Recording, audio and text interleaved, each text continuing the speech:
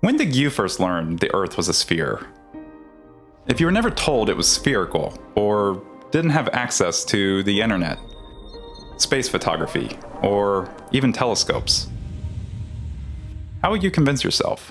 Most people will unabatedly declare the Earth is a sphere, but become more reserved when asked exactly how they know that to be the case, especially without using modern technology.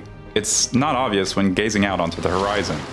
The history of our globe goes back thousands of years, and was fought with ridicule, debate, and sluggish acceptance. It was quite possibly labeled a conspiracy theory at the time, and there are those that still doubt the idea to this day. Falsifies a physical horizon. This shows you that the Earth is flat. So what was the convincing evidence? This is a video of the history of how we came to understand the Earth to be a sphere. How our view of the universe has evolved over time. It involves understanding ancient technologies, shadows and light, the motions of planets and stars through our sky, and even the rise and fall of ancient civilizations. It's not as straightforward as you might have guessed, and our journey to true understanding is far from complete. To begin this history, we need to understand the origins of the very first model of the Earth. A flat Earth.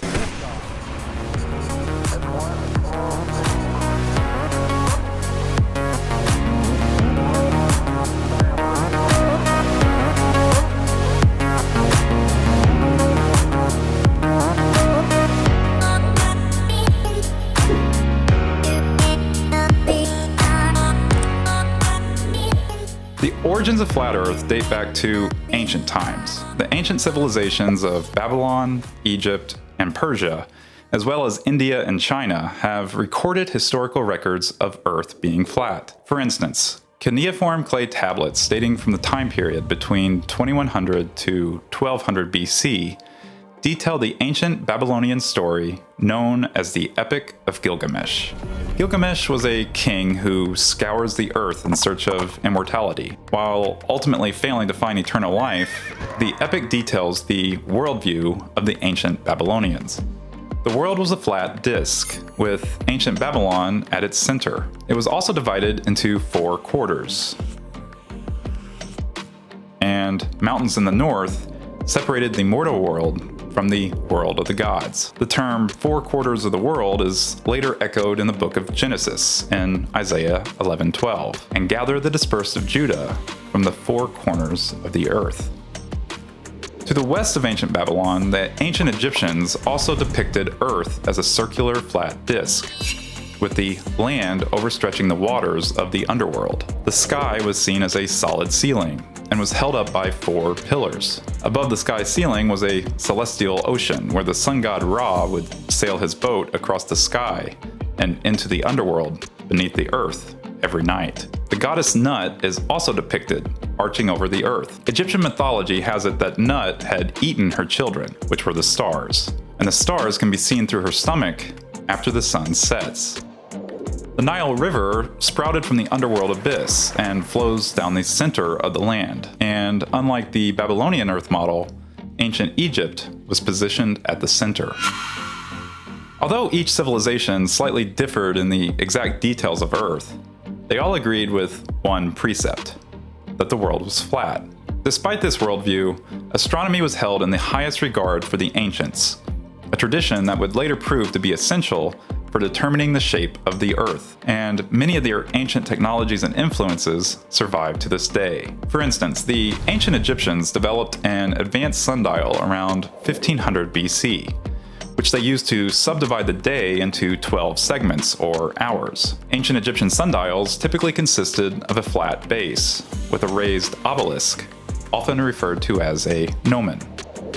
As the sun moves across the sky, the gnomon's shadow would fall on evenly spaced, marked intervals around the base. The tip of the shadow would indicate the hour of the day. This technology becomes essential later on, so keep this one in mind. They also subdivided the night into 12 hours, using the regular rise and set times of several select star groups.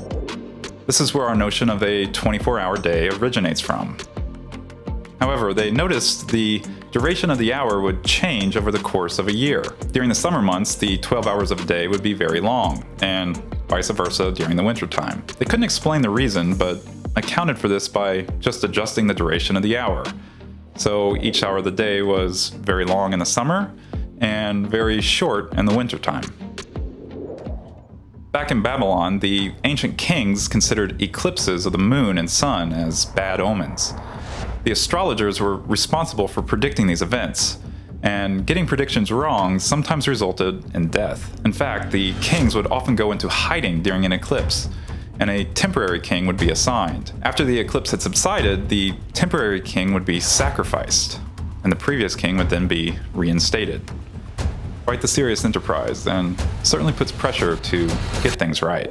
And speaking of getting things right, if you're enjoying this video, please take a moment and hit the like button, and consider subscribing to this channel. It'd be great to have you join this small community and let the algorithm know that you enjoy watching science content here on YouTube. Okay, with that, let's get back to it. In 539 BC, the Babylonian Empire fell at the hands of the Persian Empire, and Egypt was conquered just 4 years later. Fortunately, the Persians were tolerant of the religions and customs practiced by their new captives. But the once prestigious astrologers of Babylon were no longer tied to royalty.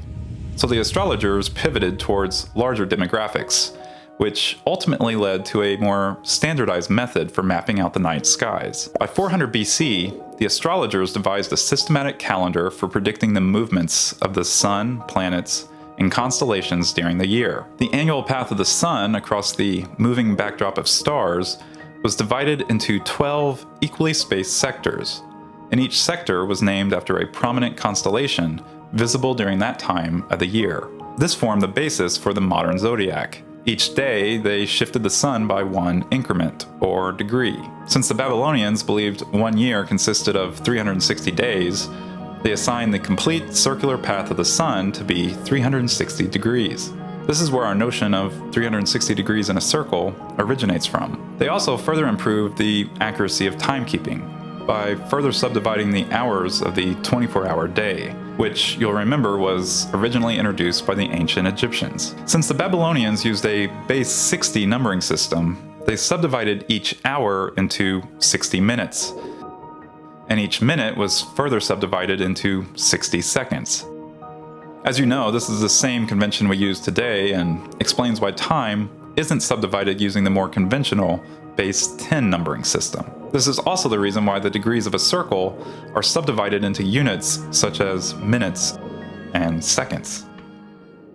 The Persians dominated the area over the next 100 years, but after several failed Persian attempts to capture Athens and Sparta, in the 5th and 4th centuries BC, Alexander the Great captured Persia and all its conquered territories by 334 BC. This spread the sphere of Greek influence throughout all of Asia Minor, Egypt, Babylon, and Persia.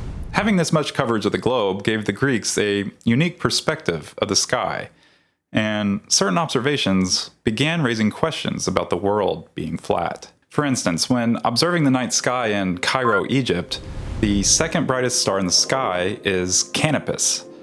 But traveling a little over 400 miles north, or just across the Mediterranean, the stars shift downward. All of them. And Canopus, again, the second brightest star in the southern sky, completely disappears under the horizon. In fact, any place slightly above 37 degrees north can't see this star at all. It simply fails to rise above the horizon. The most reasonable explanation is there's not a direct line of sight to Canopus. Its view is obstructed by the Earth itself. So this implies that the Earth should be curved, at least from north to south. But another confounding observation was the time of sunrise and sunset. Seafaring Greeks noticed that as they traveled from east to west, the sun rose at slightly later times during the day, and vice versa if traveling west to east. This is what we know as the time zones today. For each 1 degree longitude traveled west, the sun rises 4 minutes later in the day. To figure this out for yourself, simply take 24 hours, divide by 360 degrees, and you'll find 4 minutes per degree. This is why standard 1 hour time zones are separated by 15 degrees of longitude. Again, this makes sense if the Earth curves along lines running from east to west. Since these observations imply the Earth is curved in all directions, this led the ancient Greeks to postulate the Earth is a sphere, rather than a cylinder or some other curved geometry. Aristotle, who incidentally was a tutor for Alexander the Great, formalized the spherical Earth model in the 4th century BC, and this model was later tested by Greek mathematicians and astronomers. One famous example is Eratosthenes in the late 3rd century BC. During his time, the summer solstice was held in very high regard. This is the day of the year with the longest period of daylight, and during midday, the shadows cast by objects are shortest in length, at least in the northern hemisphere. These shadows were carefully tracked during ancient times by gnomons, just like the sundial obelisk used by the ancient Egyptians. And Eratosthenes noticed some discrepancies. In the town of Syene, located near the Tropic of Cancer, it was well known that the shadow cast by a gnomon completely disappears at noon during the solstice. However, Eratosthenes lived in Alexandria, a little over 500 miles north from Syene, and he observed that the shadow cast by the gnomon in Alexandria was remarkably different than that produced in Syene. In comparing the two cities, he attributed the discrepancy to the shadow lengths to Earth's curvature. During noon on the solstice, parallel sun rays are directly aligned with Syene, hence casting no shadows. As we saw over in Alexandria, this wasn't the case. Eratosthenes took note of the shortest shadow length cast by the gnomon. Based on this shadow length, the corresponding angle between the gnomon and light ray can be deduced and measured, which he found to be 1/50th of a circle. It's important to note that at that time, fractions of circles were used in angular measurements rather than degrees, but the logic still holds. Now, if you extend these lines towards Earth's center and apply some basic principles of geometry, you'll find that the angle Eratosthenes measured is equivalent to the angle between Syene and Alexandria on a spherical Earth. That is, their angular separation is also 1/50th of a circle. Eratosthenes also knew that the distance between Alexandria and Syene was around 5,000 stades, or around 520 miles in today's imperial units. It was from this relationship that Eratosthenes could calculate the entire circumference of Earth. If 1/50th of a circle spanned a distance of 520 miles, then the circumference of that circle must be 50 times this distance, or around 26,000 miles. This circumference measurement of Earth survived centuries of use, and was widely adopted by Western civilization all the way through the Middle Ages. Its value is within 10% of the value we know it to be today.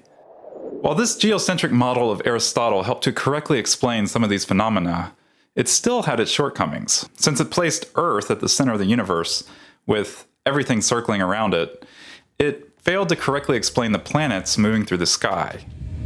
Some planets seem to pause along their orbit and even move backwards in the sky. To account for this, Ptolemy of Alexandria in 150 AD formalized a model of planetary orbits that involved the planets moving in smaller circles. These smaller circles moved along the much larger circular orbit around Earth.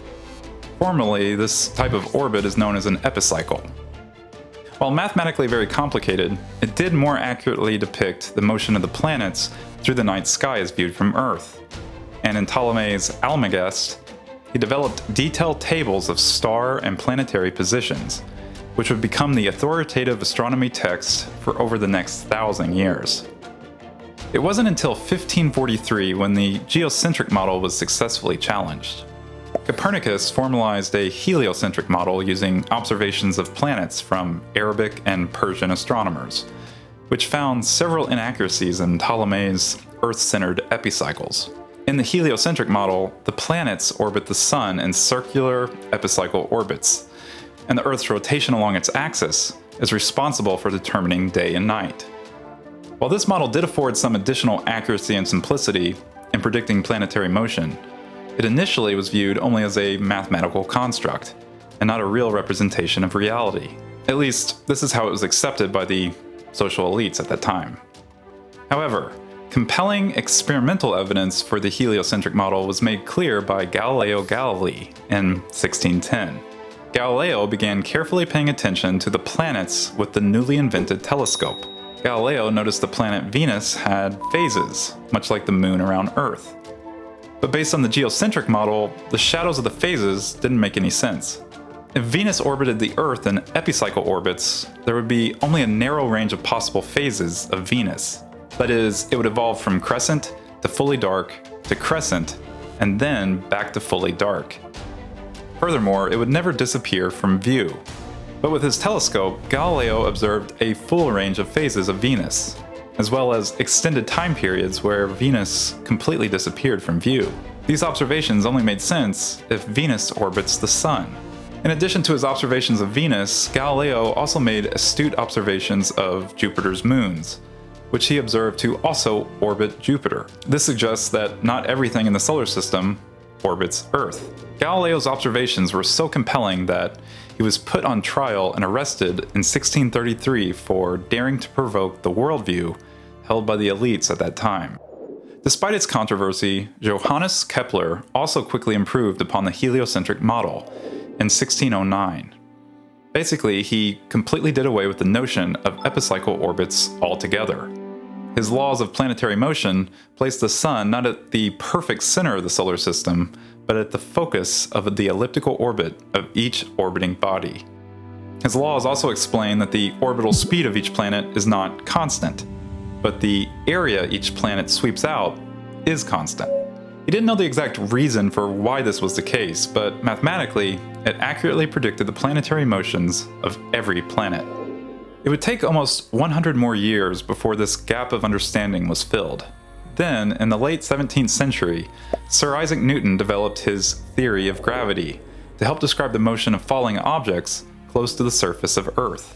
But by extending this law to the planets, Newton's laws of motion and universal gravitation exactly reproduced the elliptical orbits represented in Kepler's laws. For the first time in history, the laws of terrestrial mechanics and celestial mechanics were unified.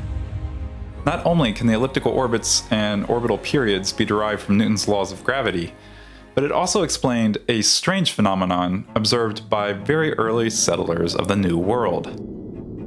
Early French explorers who journeyed to Cayenne, along the northern coast of South America, noticed that their pendulum clocks lost time, just over 2.5 minutes a day. Was gravity weaker in Cayenne than it was in Europe? When Newton had heard of this observation, he could precisely explain it using his theory of gravity.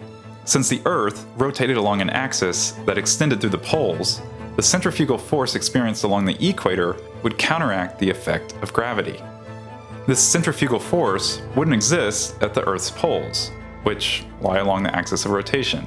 So Newton theorized the Earth wasn't a perfect sphere, but slightly bulged along the equator, and squashed at the poles. Mathematically, this is referred to as an oblate spheroid. The French Academy of Science didn't buy this, as their famed mathematician René Descartes had theorized the Earth was more like an egg, or a prolate spheroid. To settle the debate, the French Academy funded 2 expeditions in 1735, one to the Earth's equator and the other to the Arctic Circle. The goal of these expeditions was to very precisely measure the length of 1 degree latitude.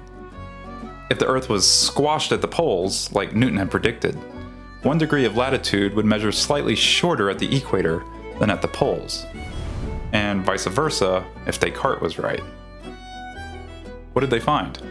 Their measurements were exactly consistent with Newton's picture of the Earth, bulging along the equator and flattening at the poles. This is also why the furthest point from Earth's center is not Mount Everest, as you might expect, but actually Mount Chimborazo in Ecuador. While widely successful, Newton's theory did face challenges.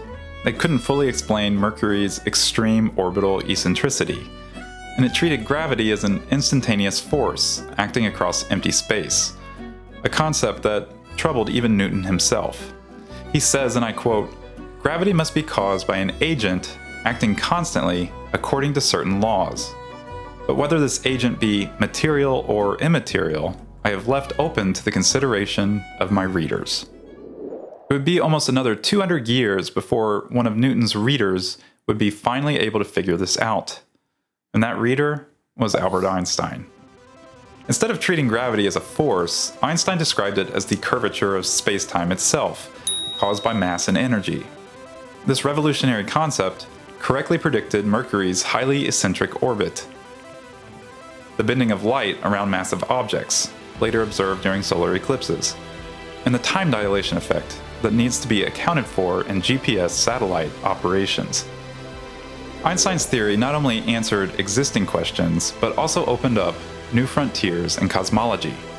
It allowed for the possibility of an expanding universe, black holes, and gravitational waves, all of which have since been observed and validated. Each step in this historical journey represents a significant leap in our understanding of the universe. From Aristotle's Earth-centered cosmos to Einstein's curved space-time, our model of the globe and its place in the universe has been continually refined and updated over the course of human history. Old limitations have been overcome, new observations have been revealed, and major discoveries have yet to be made. And while we begin to explore the heavens and see far into the deep reaches of the cosmos, it's humbling to think most of our understanding came from evidence in front of our very eyes. Many questions are still left open, and our journey's really just beginning. So in a world full of chaos, anger, and unrest, it's necessary to pause sometimes and think about our place in the solar system here on Earth. The ancients valued the night skies. It struck in them a sense of awe, wonder, and reverence. Perhaps it's time for us to turn off and start doing the same. If you enjoyed watching this video, please let me know in the comments below, and subscribe to my channel for more science-related content on our world, society, and modern physics. If you'd like to read more about the story of how the spherical Earth model came to be, I'd highly recommend The Globe: How the Earth Became Round by James Hannam. This was an instrumental resource I used in researching this video, and I've really only scratched the surface on the fascinating history of how this theory of the globe spread over time. I've put a link to his book in the description below. Certainly well worth the read. Thanks again for watching, and I'll see you next time.